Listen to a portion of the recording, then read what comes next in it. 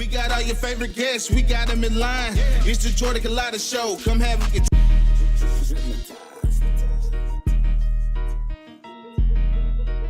Hey, Chino. Put my headphones up, bro. Right there. Monday through Friday from 7 to 9. Yeah, you see the notification, we about to go live. We got all your favorite guests, we got them in line. It's the Jordy Culotta Show, come have a good time. It's the hottest show around, we ain't gotta flex. Call up G, we get it done, we earning our respect. Tell recruits to let us in, where they going next? Throw up the L's, now we lit, band playing neck. From the boot to the east to the west coast. No matter where we at, we live, mic'd up for show. Open up the phone lines, come and join the show. Make sure you tell your friends about Jordy Culotta Show, yeah. Monday through Friday from 7 to 9. Yeah, you see the notification, we about to go live. We got all your favorite guests, we got them in line. It's the Jordy Culotta Show, come have a good time. Monday through Friday from 7 to 9. Yeah, you see the notification, we about to go live. We got all your favorite guests, we got them in line. It's the Jordy Culotta Show, come have a good time, yeah.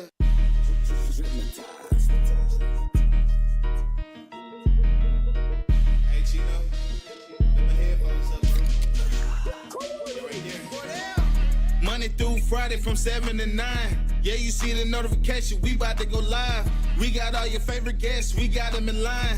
It's the Jordy Culotta Show, come have a good time. It's the hottest show around, we ain't gotta flex. Call up G, we get it done, we earning our respect.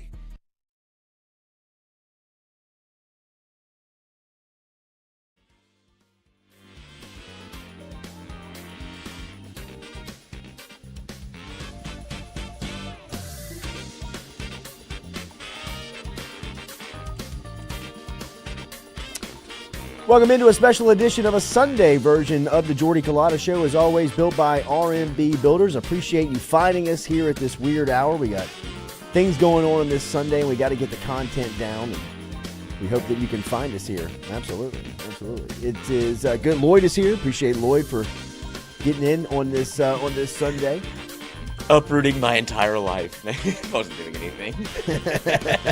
I figured it'd be an easy. Yeah. If you could, I just know this is my job security. Like, he's available. Right. That's right. That's exactly right. You'll always have a job security, here. job security. You can go, brother. What a game yesterday for LSU. We got Red Zone on here. We were watching NFL action. Joey B going up against Baltimore. We got Tampa Bay and Chicago. We got Seattle and Detroit, Green Bay, and Atlanta. Pretty good, nice early slate. Remember, Saints playing on Monday night. All right, for New Orleans, they'll be in Carolina playing on Monday night. LSU played as good as they could play yesterday, and we're here to talk about all of it. 41-14. I expect Jayden Daniels to be the National Player of the Week after yesterday. I mean, 88% completion rate, highest in school history. Say that out loud. Think about the quarterback play that's come through here over the last 5-6 years, especially with the number one pick in Joe Burrow in the season that he had in 2019. I was going to say the slinger, Alan Risher. I mean, dude, the completion, that was Drew Brees type accuracy that he was playing with yesterday. I mean, those were 30-yard handoffs. And before we get into all of the discussion here, make sure and give us a like, a share, a follow, subscribe if you have not subscribed. We know that this is a pretty weird time here on this Sunday, going up against noon and NFL. But look, this is a platform and a medium that lives forever. You can find us, and we just wanted to make sure and have the content down. So give us a like, share, and follow. We appreciate it, and let's get into it, man.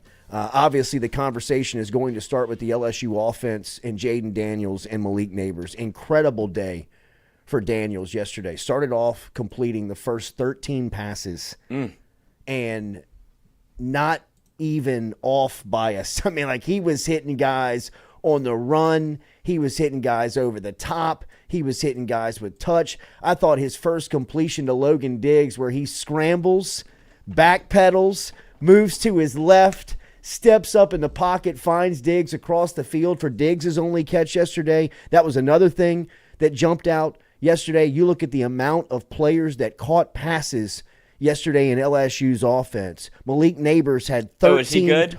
Malik Nabers had 13 targets for 13 catches. Brian Thomas had 8 targets for 7 catches. Logan Diggs had 3 targets, caught all 3 of them. Caleb Jackson had 2 targets, caught both of them. And Chris Hilton. And a murder. Chris Hilton was targeted 4 times. He caught 2 of them. Josh Williams was 1 for 1. Mac Markway was 1 for 2. Aaron Anderson was 1 for 1. John Emery was 1 for 2. I mean, they went at Kamorian Pimpton one time. You look at those numbers, and Lloyd brought up a good point before we jumped on air, and I agree. It was something that really jumped out. Look, Mason Taylor is without question a security blanket for Jayden Daniels, and Mason Taylor is a really solid tight end in his second year at LSU. His absence yesterday, I felt like really kind of opened the field for Daniels, right? And it's a compliment to Taylor in saying that when Daniels doesn't like what he sees, he automatically goes to 86 and usually gives it to him. But yesterday, he was looking down the field. He was throwing the ball over the top. And good Lord, was he throwing and playing with some accuracy. I mean, those were 30, 35-yard handoffs that he was putting on. I mean, Nabers really, I thought, had another one when he kicked the pylon at the end before Josh Williams' 1-yard run. I thought that was another touchdown. He thought he was in too. I mean, that ball was put on his gut. I mean, like, it was like he caught it like right here. Put a bow on it. I mean, it was Jayden Daniels played as flawless and as solid of football as he could have played, really. And look, last week we put it out there, is Nussmeier maybe the best option because of what he gets you making plays down the field? And he is not if Jayden Daniels is playing like this. That's the Jayden Daniels that really, if you saw Brian Kelly's comments to Chris Budden right after the game, she asked him directly about Jayden Daniels' play, and he said, we've been waiting on him to throw the ball down the field. It's good to see that that's what happens when he does it. And agreed, right? If you remember last week, it was you've got 15 games of data. The data tells you that he's just a little hesitant, too hesitant to throw the ball and push the ball down the field. Whatever happened last week, he flushed that and is now taking shots. And for it, LSU was dominant yesterday on the field. I mean, just absolutely pummeled. 530 yards of total offense yesterday, beating the ever-living hell out of Mississippi State. I mean, Mississippi State knew very early on that this is going to be a long day. So you start there with Jayden Daniels. Daniels, I expect to be the national player of the week. Without question, the SEC player of the week. I mean, his play yesterday was just dominant. It was there's no other way to describe it. I mean, he had it all. I mean, the way that he was running, he carried it 15 times for 2 touchdowns. A little hurdle. I mean, a 23-yard run when he gets outside of the defense. I mean, he literally looks like a deer in the open field. I mean, like, he is chugging, moving in the open field. He better learn how to get down, though. Yes, he is. Like, he's got to learn, like, if you jump, and like, I mean, he's got to know this, right? I mean, like, he's got to quit jumping. I mean, like, he's got. Well, Logan Diggs does it too. I mean, he's got to stop. Logan Diggs. I know he's a running back. That's what I'm saying. Like, I can when live with it. Yeah. But your quarterback in the open field, just slide, run out of bounds. I mean, when he jumped, he had an opportunity to run out of bounds. I'd have much rather him just, taking less 2 yards and saved his body. But that's the only criticism I have of Jayden Daniels yesterday. I mean, that was as good of football as the quarterback position has been played since Burrow. And I expect Daniels to be recognized for that nationally. 30 of 34, 361 yards, 2 touchdowns. Incredible day. For as good a day as Jayden Daniels had, Malik Nabers was just as dominant, really. 13 targets, 13 grabs, 239 yards. He had 38 yards after the catch yesterday with 2 touchdowns. Could have had a third. He was right there on the doorstep of having a third. But just one of those days for Malik Nabers that when he looks back on it, I mean, it'll be a banner day. He set a LSU record where he reeled in 10 catches in the first half. He tied Josh Reed's performance in Tuscaloosa back in 2001, where Reed finished the day with 19 grabs. He had 10 in the first half. Malik tied that yesterday. He also had the most 25-yard catches, plus 25-plus yard catches since Jamar Chase's game in Vanderbilt in 2019, where, I mean, was that just, I mean, that was abuse, what he was doing to the defense. As we said, Jayden Daniels completed his first 13 passes yesterday. It was his 9th career 300-yard passing game, and it was for those two. Hopefully, a lot of people around the country. I listened to Andy Staples' podcast this morning. He was talking about Jayden Daniels. He was talking about Malik Nabers. He was talking about their performance. It was incredible. The offense yesterday was nearly flawless. I mean, everybody deserves a attaboy, tip of the cap. Denbrock, Kelly, Daniels, Nabers, offensive line, I thought played well. Was able to establish a bit of the run like we talked about earlier in the week of what they needed to do. Caleb Jackson. Oh, good Lord. Sex. I mean, that is football pornography. He killed a kid. I mean, that was... You know it's good if Leonard Fournette is going, oh, my God, he's got a family. Like, his family's in the stands. That was shades of Booger. Leonard. I mean, that was... that kid's 18 years old. Is he? I mean... Check the certificate. That is scary. 5 carries, 19 yards, and a murder yesterday on the field in Starkville. Yeah, that was the freshman moment, right? Where, I mean, like, he kind of got caught up in it, stood over the guy, not realizing, like, yo, the play's still going on, and you're still in bounds. But 44 was headhunting the entire game. Caleb Jackson and Logan Diggs, you can win SEC football games, a lot of them with. I mean, that's a hell of a 1-2 punch, man. And then, like, we were talking a little bit about, like, before the season started, of who's going to be your, like, who can break one for you. If you have Caleb Jackson, Logan Diggs, and then, dude, Jayden Daniels is your third option.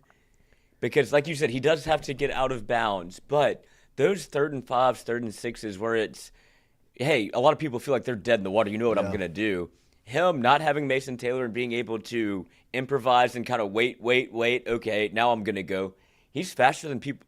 I know he's a scrambler, but he's faster than people think. He's very fast. Like, it's easy for him. Fast. And that's why people have been like, well, I'd like to see you throw it down the field. He's like, well, dude, I got these 2 legs that a lot of people can't catch up with. But if he's going to throw the football like that and the offense is going to look like that, because I've been critical of Mike Denbrock, but the shots may have been there. Yes. And he just didn't take them because, like, hey, let's keep the ball moving down the field and convert on 3rd down.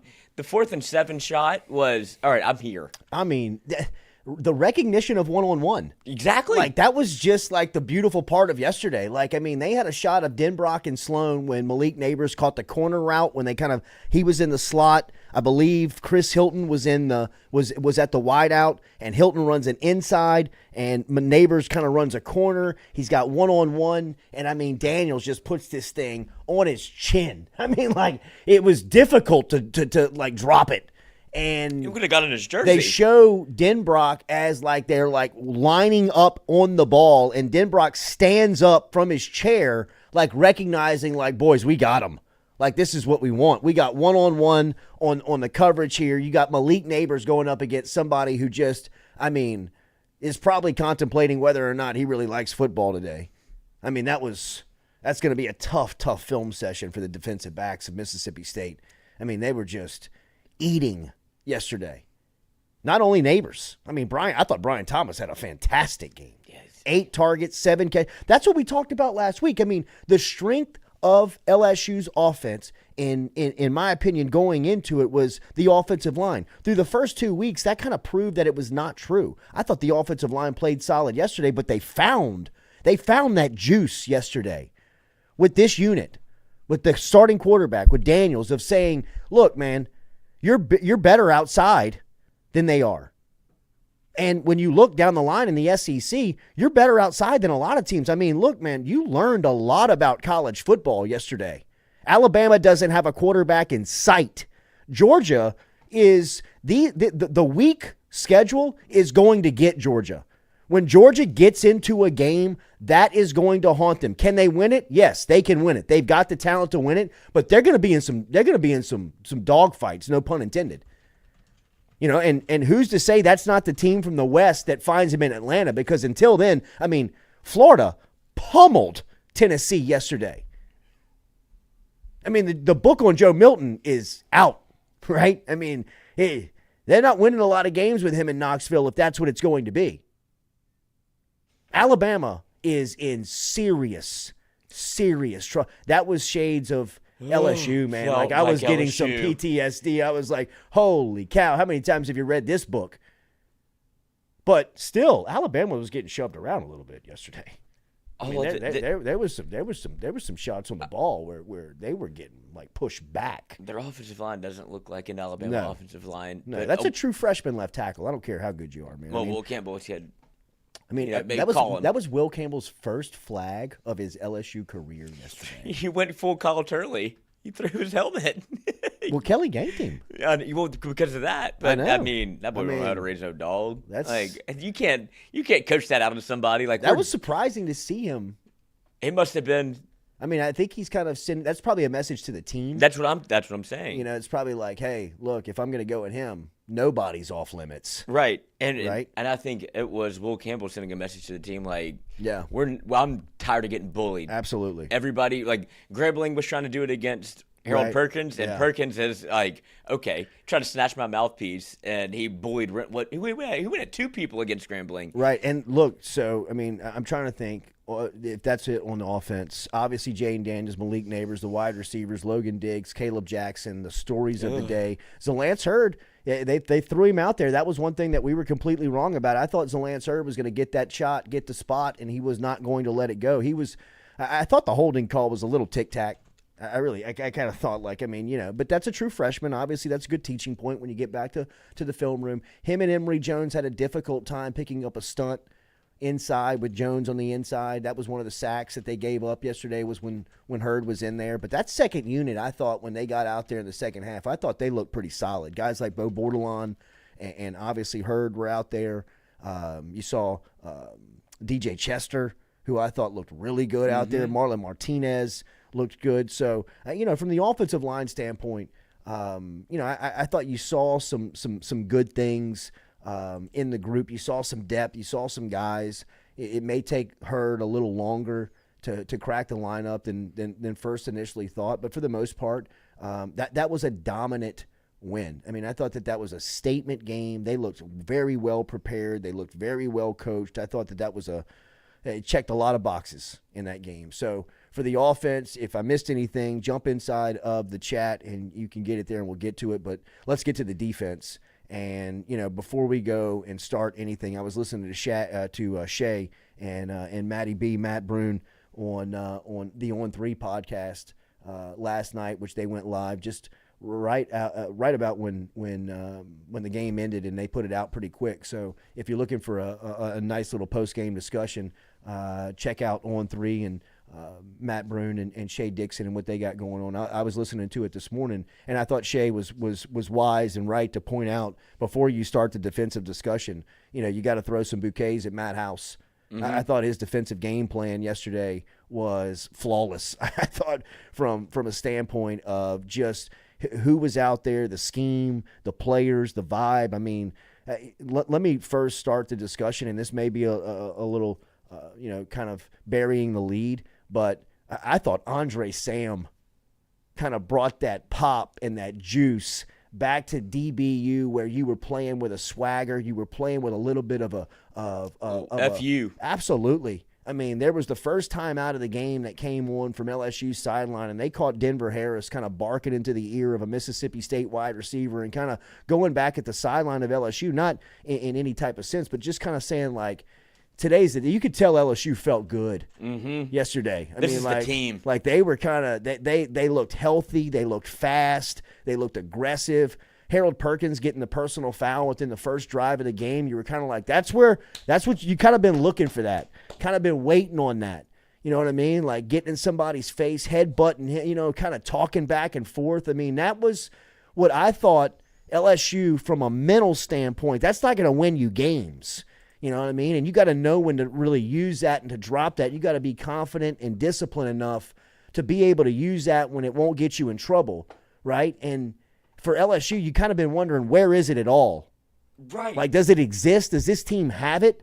And to see, one of your alphas being the first to kind of set the tone, I thought was, like, you'll take it. Like, let's roll. And then to see the day that Perkins had, finally got his sack, looked like he was disrupting 4 tackles. I mean, it's not that game where you look at it, you're like, man, he took it. But those are the games that Harold Perkins, that's why Harold Perkins is who he is because each game he can have a stat line that looks like 5 tackles, sack, pass breakup. I mean, like things that are just affecting the game, quarterback hurries, tackles for loss, that you look at his stat line and you're like, man, this kid's all over the place. He's all over the place. The pass breakup. Right. Yeah, it looks dude, good. It's so athletic. That's not that can't be surprising to people. You know what I mean? Like that's the part of the game where you're like, that's who he is. That's that's what makes him different. Let Boopy spit. You know what I mean? Like Greg Penn is he's a linebacker. Like if you walked into the room, you would be like, oh, like that guy's a linebacker. He wouldn't even have to have pads on, right? You'd look at Perkins and be like, is that your tailback? Yeah, is that your defensive end? Is that your safety? Is that your returner? Like where's he fit in? He can do all everywhere, of that, right? But he flipped the hips and go. That's your linebackers. Mm-hmm. That's who needs to be your linebackers. Yes, Whit Weeks is a dog. He's a player. Whit Weeks is a player. Like I would put him out there, and you got to take the good with the bad. Like he's going to have some freshman moments, but what he can do that does not seem like anybody else can do is that he can run. Whew. He can get sideline to sideline, and he is athletic. And he's got that dog. He will put his head up in there. I mean, one time he shot the gap, and I mean, it was a collision. And there's going to be a couple of those where he gets shot back. Right. But the fact is that he can get there first.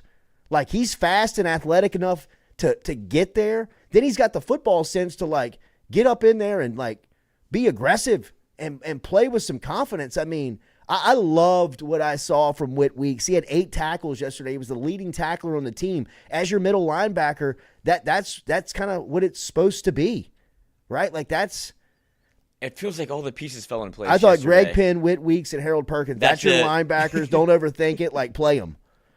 Like that's an athletic tackling group. Greg Penn again. Womack. Yes, Greg Penn again. He is just solid. Like, he's got to be out there, man. That's all you needed was a little steady performance. That's where they got lost in the sauce a little bit with Harold Perkins in the middle, where it was, okay, now nobody's settled. And then when you go to what they did yesterday, where it's like, this feels right. Like you didn't have a lot of question marks. And this is without one of your team captains, no Brooks yesterday. And man, something. Do you think it's vertigo? I don't want to speculate. I text, I sent a text message, just hope everything is well, and I haven't heard back. But I mean, like something's going on and has gone on since early camp with Brooks. That's off the field medically, and that seems to be concerning. If you saw that LSU put directly out after the game, Brian Kelly handing the game ball to Greg Brooks after the win, and kind of recognizing Brooks and mentioning that this was that was for him. Obviously, that was a heavy-hearted game for those guys, for LSU, because of Greg Brooks kind of seemingly being taken off the trip, surprisingly to the team. I think that it sounds like that there was something medically that happened, and obviously he's somebody who has dealt with vertigo, and has gone through that. I don't want to speculate on why that this may be the reason of keeping him out, but. Scary for sure, obviously, with the way that Brian Kelly talked about it in the post-game locker room and the post-game press conference. And, you've heard some of the sound bites from some of the players. So, obviously, you want him to get better personally, just for the sake of that. And then, selfishly for LSU football, I mean, you miss him a lot. Well, not even selfishly. You don't think he wanted to be out there? For sure. Of course. For sure. And like you said, you don't want to speculate with regular speculation, but I feel like some of those plane trips are probably part of what he's dealing with, where anybody that's been on a plane, a little turbulence, vertigo, it can knock you off your feet a little bit. And so that might be part of the deal. So maybe it becomes a situation where you just see them at home games. Like, I don't know what they're going to do, but this is tough. Yeah, because it's such a weird thing to have to deal with. It is. It's a strange, just episode. I mean, it's just strange to have to. Because I remember Jason Day at the U.S. Open when he was in contention, and he kept having to sit down whenever he was walking from tee box to tee box because he was battling with vertigo. So it's just something that kind of hits you, and you're like, whoa. So other guys defensively yesterday that I think stood out, Savion Jones had a really good day. He was applying pressure and getting back there. It was good to see him active and really causing havoc. For defense, you saw Deshaun Womack for the first time creating pressure as well. You never heard Denver Harris's name called, which means that he was doing his job on the corner. They're obviously going with him. This is 2 straight weeks where we have seen him, really get into the game and not come off the field. He is carrying himself as a starter now. If you're watching his body language and kind of, the way that he's standing out and being aggressive out there. So obviously they like those corners in that defensive backfield. I know I mentioned this to start, but Andre Sam, we were critical of him last week for obviously missing that tackle. But he didn't miss many yesterday. I mean, he was flying in like a missile. That's who he is, though. Yeah. That's He's playing with his head up. but that's the type yesterday. of football player he is. Like, you kind of got to see, and if you were a Mississippi State fan, you saw the, oh no, the dogs are out. Mm-hmm. Like, LSU was playing free and playing loose in the deep. Like, you can't give enough credit to Matt House and that defensive game plan because that's what it's supposed to look like. And he put it together with, whether it be Whit Weeks, Greg Penn, Andre Sam, and then you'd lose Greg Brooks, and it'd feel like you didn't miss a beat. I think, like I said earlier, all the pieces are in place, and now you're about to see this defense get unleashed. Ryan Yates was a surprising nickel selection to step in there with Greg Brooks out, the true freshman. Had to Google him. I know. It was new faces, but that's some of the things that you've been asking for. I mean, time for guys that you may not know or guys that we haven't heard of to start getting shots with just throwing them out there. So that's our takeaway from it. Like I said, I know that this is kind of a weird start time and a weird time here on a Sunday. We wanted to make sure and get the content down and get it in before the NFL action, and we had some plans this afternoon. So. I'd also give some flowers to, while the special teams on kickoff wasn't great, but Damian Ramos has solely solidified himself because LSU and Josh Williams, by the way, played great. Mm-hmm. He's just so insert, and you don't even talk about him, Solid. Yeah, you just expect that to happen. But Damian Ramos comes in after a 4th and 1 where they were trying to get that. That was a penalty. When LSU went for it and scored, and then it was that's very ticky-tacky. Even in slow motion, it was like, how did you see that? Right. They were looking for it, I guess. But for Ramos to come in, kick the field goal, it feels good to have somebody that when he trots out there within 40 yards, you're like, okay, pretty steady. Yeah, you can tell he's confident.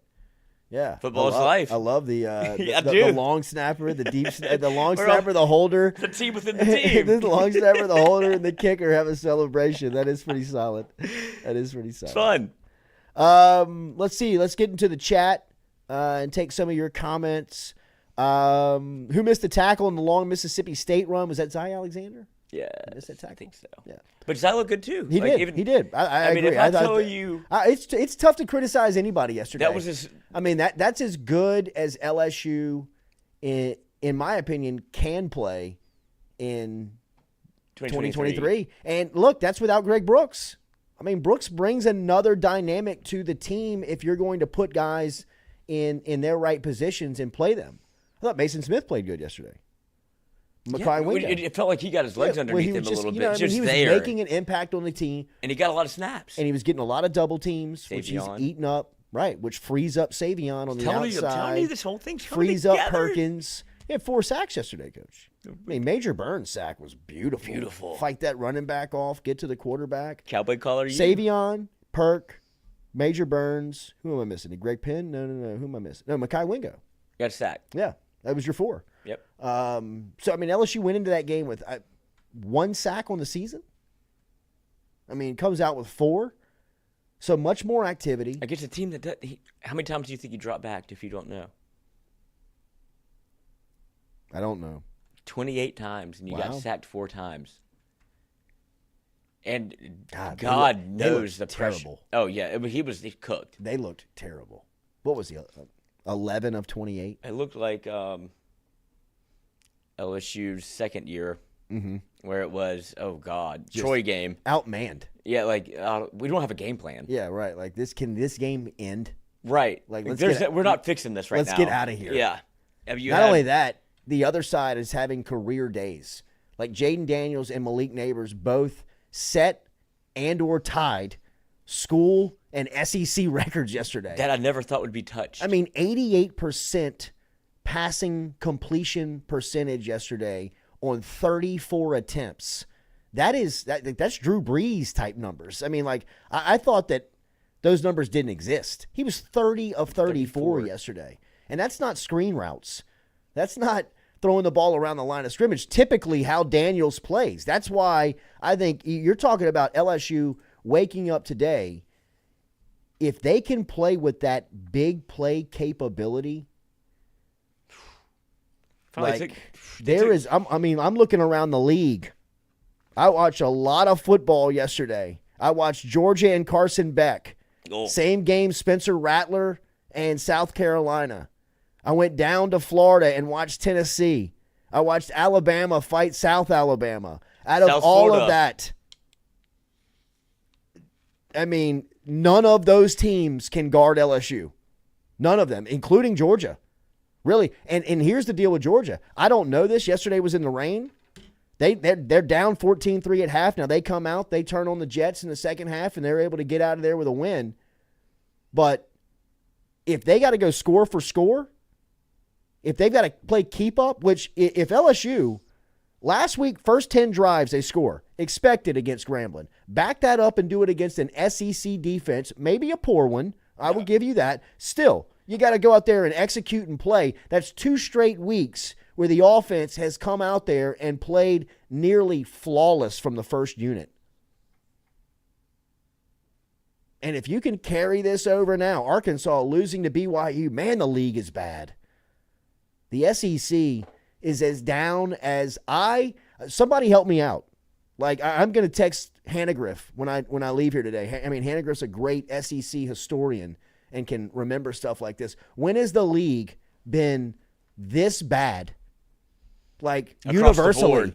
You can't even send Alabama into South Florida for them to compete. You know what I mean? Like, I thought for sure South Carolina would at least compete with North Carolina. No way I thought Texas A&M was going to get punched up against the ropes by Miami. No way did I think LSU was going to get outscored 31-7 by Florida State. No way did I think Alabama was going to get shoved around in Bryant-Denny by Texas. All of that has happened. All of that has already happened. Last night, BYU comes back and beats Arkansas. I respect BYU's football program, not any disrespect at all, but just another outside the league non-conference loss for the SEC where nobody's good. So if you're LSU waking up today, you really do have a legitimate shot of winning the entire league after week 3 of an evaluation of all the teams. If you watched Georgia play yesterday, they were down 17-0. They're loaded. Their dudes look like aliens, but they don't have it figured out yet. And they especially don't have it figured out offensively. Mm-hmm. And LSU does.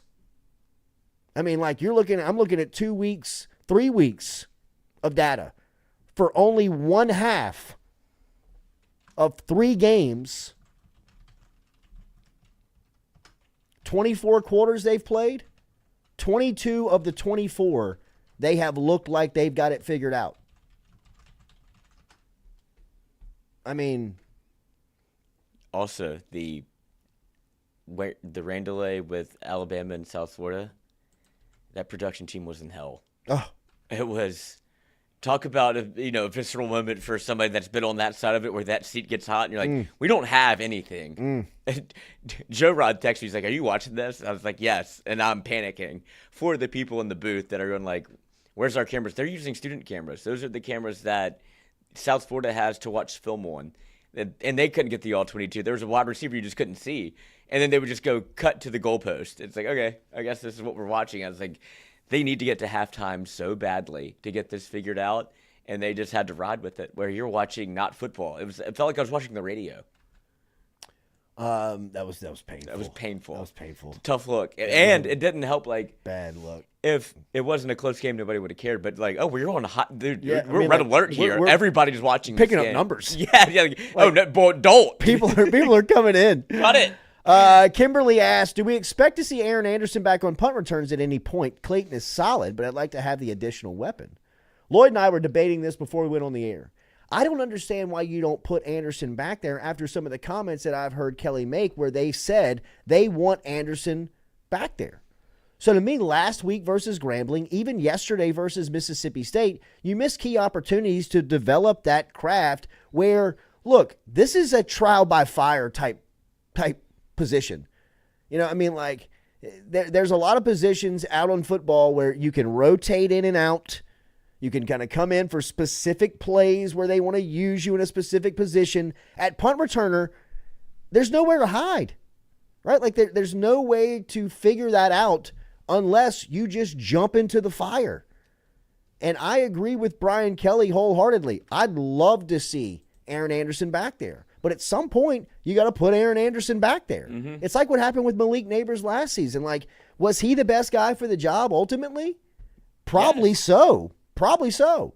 That's where they started the year with, but they were never able to digest the fact that he muffed those 2 punts against Florida State, and he just kind of lost his shot. Aaron Anderson feels like he's fell into the same hole of you make one mistake and you're out. Where, look, I'm not here to criticize that if that's the theory of LSU's, you know, Brian Kelly and thinking that's how he wants to manage the position, but I agree with Kimberly. I think you need a weapon. I think you need a threat. I think you need somebody who ultimately can make a play back there, which LSU has had for so long, and it's always worked out. Like they've been able to steal a couple of points, you know what I mean, from that department. I mean, win the special teams unit as well. Where with Clayton, I believe he's very solid. Some of the catches he's made, and even he's shown with a little wiggle ball in the hand that, you know, he can make a play, right? But I mean, we all agree that first off, I'd love to see Aaron Anderson incorporate. And this is I'm picking nits here because as we've gone down and we expressed the targets yesterday, LSU spread the ball around. A lot of people got into the action yesterday. Aaron Anderson just wasn't one of them that I would love to see. I wish there was like kind of a 6 to 7 play package for him.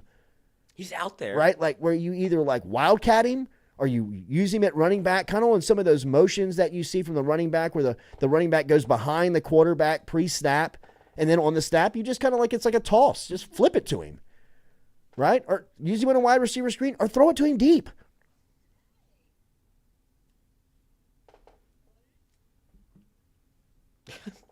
What was that? How does that happen? It's a phone call. I didn't even answer it. Wow. Jesus. We're not taking calls today. It's on Monday. Scary. That was terrifying. It's scary. Who was that? Rebecca. She knows I'm at work. She's literally at home. But yeah, I mean, look, there is something to be said with Clayton catching the ball every time. And that's what I was going to get to. Look, Clayton has, because they were in his face. They were like in his, like, what was the old rule where it was like the halo rule where you couldn't be that close to him? They got rid of that, and they were barking at him while he's catching punts. But you have to identify Aaron Anderson at some point. If he's not going to be a weapon offensively, he has to play. And if it's at punt return, but there's never been a situation yet, it feels like, we talked about this off the show, where the Grambling game, you put Greg Clayton back there because you just gave up 2 scores. And it's closer than it should be. And if you get a turnover there, Aaron Anderson's cooked. The same thing that happened to Malik Nabers, where he was done after Florida State. His mental health needs to be evaluated. So we need him at wide receiver more than we need him at punt returner. Mm-hmm. For Aaron Anderson, it just felt like the situation hasn't come up yet to where he could be the punt returner. And it just feels easy with Greg Clayton. Like, you know he's Travis Landry's hands. He's wearing 80. He looks just like him. Clint Phillips from the parish. LSU's the only team in the country with offensive chemistry right now. They look good offensively, man. They look really good offensively. Gulf South, everyone plays their worst game at some point in the season. I'd bet Georgia, Bama, and Tennessee won't play their worse than they did yesterday at any point this season. Maybe true, but still, from evaluating all three of those programs that you're talking about, full body of work, nothing really scares me. Like, I think that it would be a really good matchup with all of them if LSU were to play. Maybe not Tennessee, but Alabama and Georgia. I'm not scared of Tennessee. I'm not scared of any. I'm not scared of anybody in the country. When you have an offense That looks like that. and you've got weapons, And Mississippi State has a defense. you play anybody in the country. Like, I mean, it's going to be tough for guys, third, fourth, fifth cover guys to guard LSU. 2007 Alabama was better than this version of Alabama. Like Nick's first year. It's South Florida. Like, I get, like, you saw some athletes Well, out there. Coach, D. Evans coming off the edge was a player. The fact that they started Tyler Buckner over Simpson is We're lost. we're lost. Maybe We're you can do lost. it. Maybe you can do it. You try it. And then to even accentuate that we are lost, as soon as he screws up, pull the plug, go to the third guy. Like, they don't have a quarterback in sight. Did Milroe get any snaps yesterday? I don't think so. And there's some speculation out there, maybe suspension. I don't know. That's just purely speculation. But Maybe. in a game like that where it's in the rain and you're trying to run the football 40 times, would you not like to have Milroe in there? Like, that would have made a lot of sense, but it just feels like he's scratching. Dude, whenever you saw Saban with the undershirt, that's the mail it in moment. And he didn't even have anybody to yell at anymore. No. He was just pacing. I think he knows there's no yelling. This Saban. No yelling You is get going to pout. You can't yell a quarterback into existence. Buckner's first throw. It was when ABC showed him warming up and he was like kind of push passing it. I was like, oh my God. Slam the under. This is after I Andrew saw that. Hatch. Yes. I mean, how is this guy taking a snap at Alabama? This is a dark day for Alabama. We've been here. I know that. Oh, I'm speaking from many years of experience. The trauma. Like, look at all the players around this bum. Like, Can't get him the ball. I mean, like, you don't have the only position that matters with all of these Cadillacs, with all these superstars around you. You can't find it. You can't have the keys. You can't find it. Where are my keys? I mean, Buckner, I was like, oh, how bad is Simpson? If they can't play If Buckner. this is the choice. I mean, man. You think Tommy Reese is long for this life? I wish you dodged a bullet. That was. Hell. Alabama's in deep trouble. I know the feel. I know exactly where they are. No like doubt. that's why I feel like I could speak on it because Oh, I feel like an expert in it. Hunter Hall was texting me yesterday. He's like, "Oh, this is what it's like." I was mean, like, that's "Get ready." an easy diagnosis. Like, that's one yeah. you can spot from a mile away. Like, again, I'm actually qualified. I did not have to see a snap in the game. The ABC camera shot to him warming up on the field before the game. I'm watching the game with my uncle and I. We both looked at each other. We're like, that's the starter?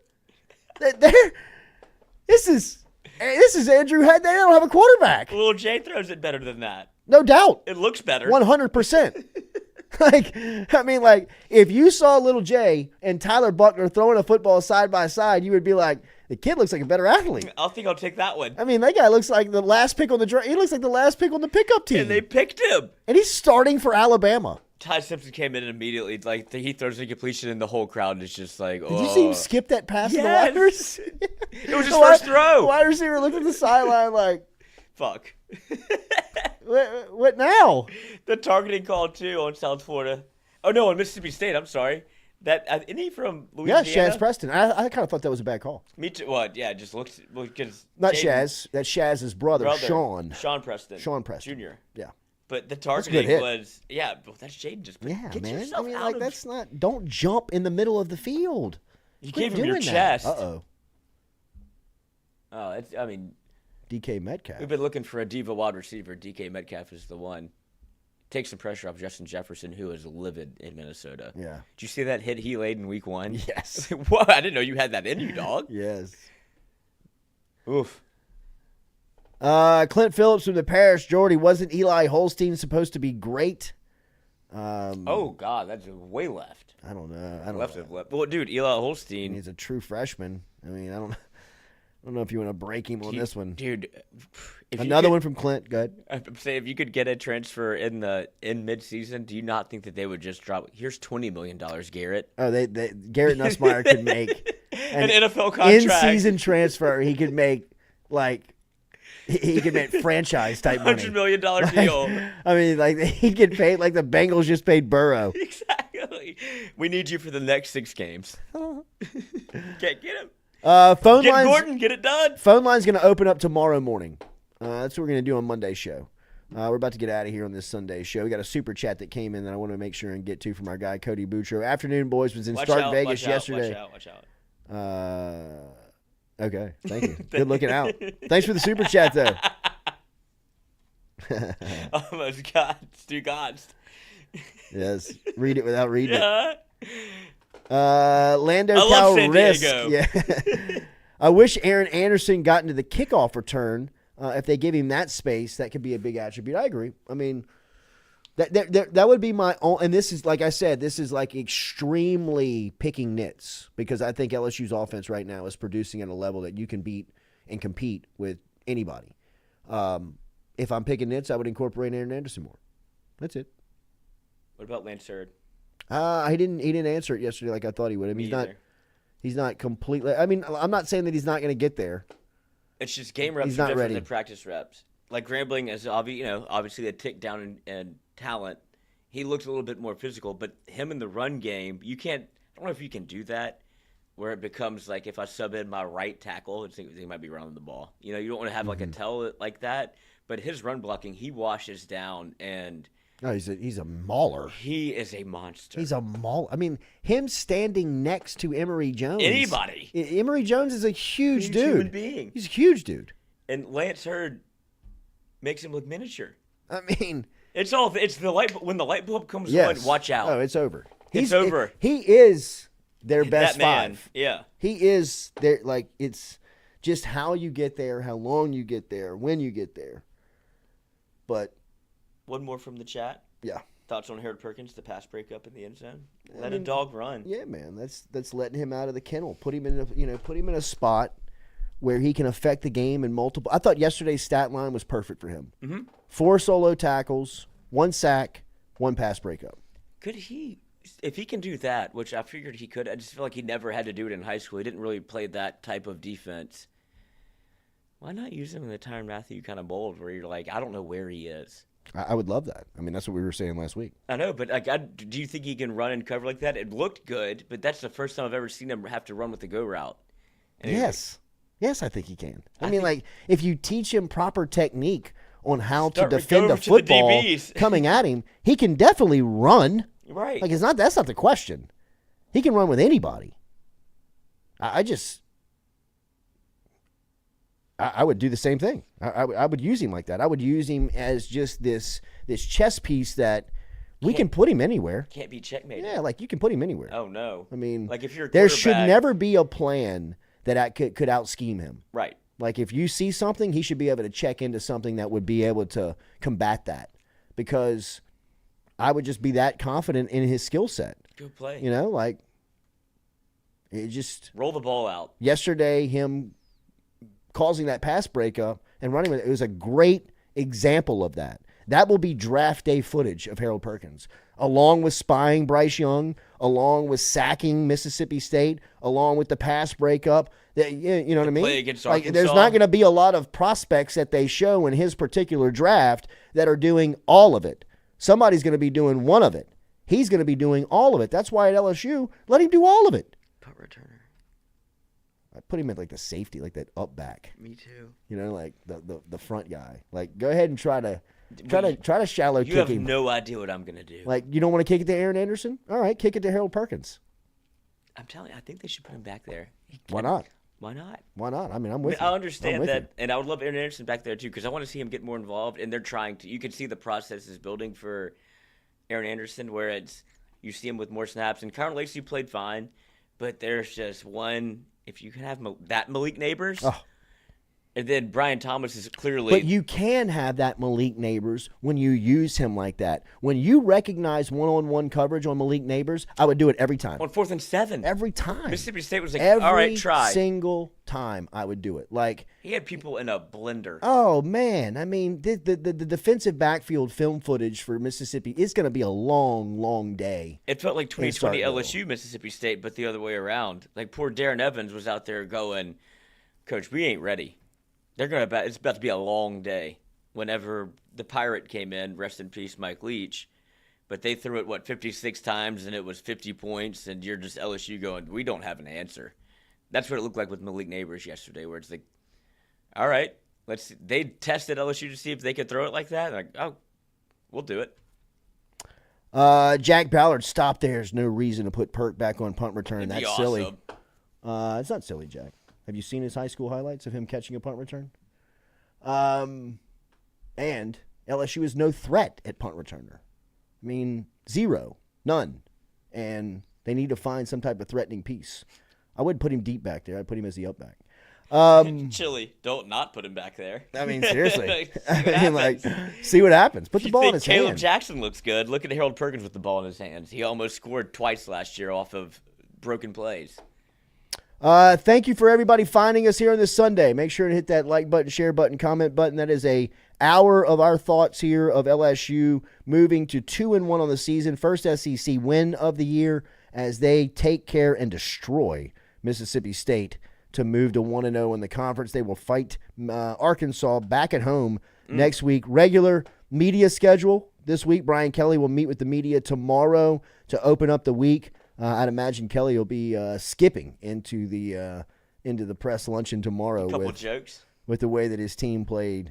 Yesterday. They looked prepared. They looked that was a tilt. Well moment. thought out. They looked like they were ready to go, man. So compliments to the coach. I thought start to finish yesterday. Again, kind of commenting on the first and second team. For LSU, that second team offensive line, some of the second teamers we saw out there on defense, I thought some of those guys that were getting their opportunities really made the most of them yesterday. So that was a great day for LSU football. The unis looked fantastic in the good. sunshine. The Get Gordon game ball we have to the coaching staff. Yes, I would. We might start doing that. That might be part of the Sunday show. There you go, Lloyd. There you go, Lloyd. Look at me. Look at him. Boom. Game ball. Get it done. Get it done. Have a great Sunday. We'll be back with you tomorrow morning. Like, share, comment, subscribe if you hadn't already done so. Thank you. Thank you. LSU best team of the weekend? Or Colorado. That was a battle. It was. But, good on them for winning it. They But, were- yeah, I mean, LSU's performance. With the SEC, everybody else around you kind of looking a little lost. The SEC, man. What's up? Scary. All right, thank you. We'll be back Monday morning, 7 to 9.